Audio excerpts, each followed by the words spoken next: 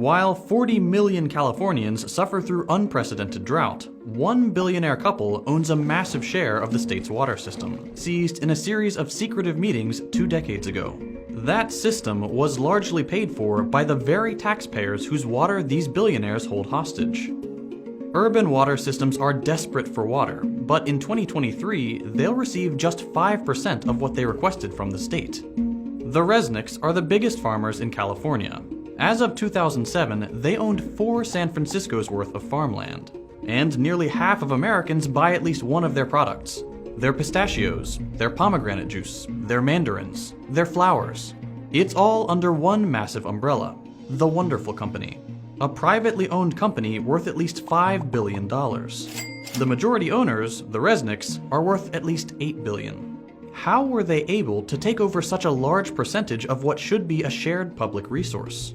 This is The Classroom from More Perfect Union, and today we're looking at how the Resnicks got rich. Linda is a former child actress, the daughter of Jack Harris, a successful movie distributor of the 1950s, most well known for The Blob. Starring Steve McQueen and a cast of exciting young people. At 19, she founded her own advertising agency. Stewart was born to a middle-class New Jersey family and started his first business, a janitorial service, in grad school. He eventually acquired American Protection Services, a burglar alarm and security company. Linda approached him about marketing services for the company, and they hit it off, not knowing that one day they'd work together to take over California's water.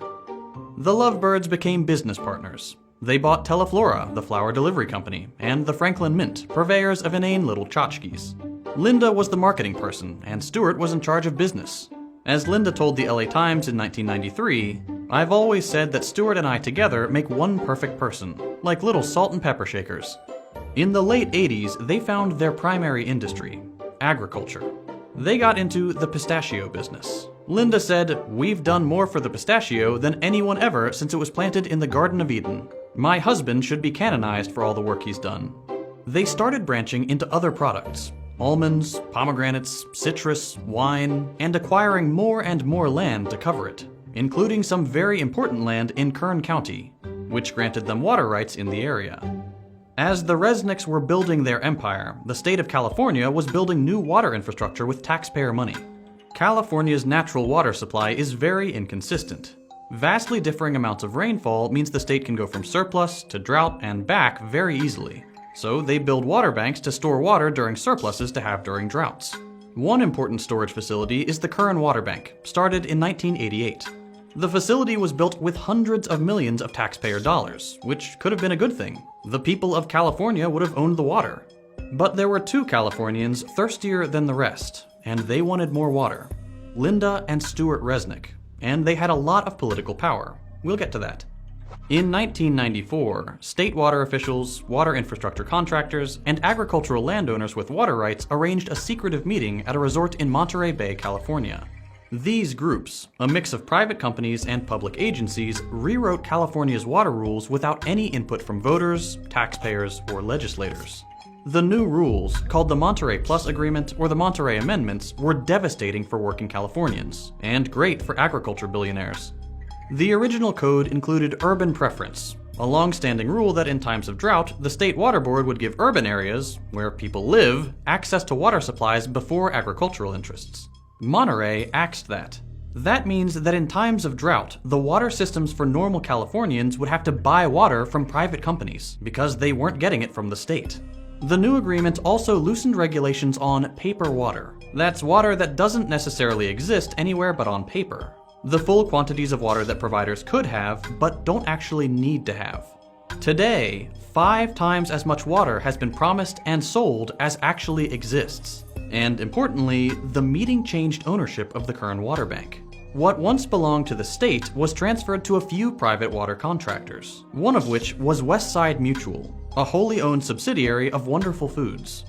The wonderful employee who runs Westside, Bill Phillimore, is the chairman of the public organization that manages the Kern Water Bank. Boom. One secret meeting, and the Resnicks owned nearly 60% of an important California water resource, built with hundreds of millions of dollars in taxpayer money. The new ownership, combined with the rules on paper and surplus water, meant that during times of drought, the Resnicks could sell Kern water back to the state water systems.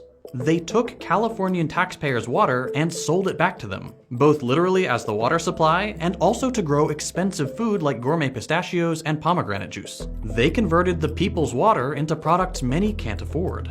And that's just one water bank. The Resnicks also have control of other water boards and have been sued for directing more water towards their properties. So how do they get away with this Chinatown-level chicanery? Gonna be a lot of irate citizens when they find out that they're paying for water that they're not gonna get. With philanthropy.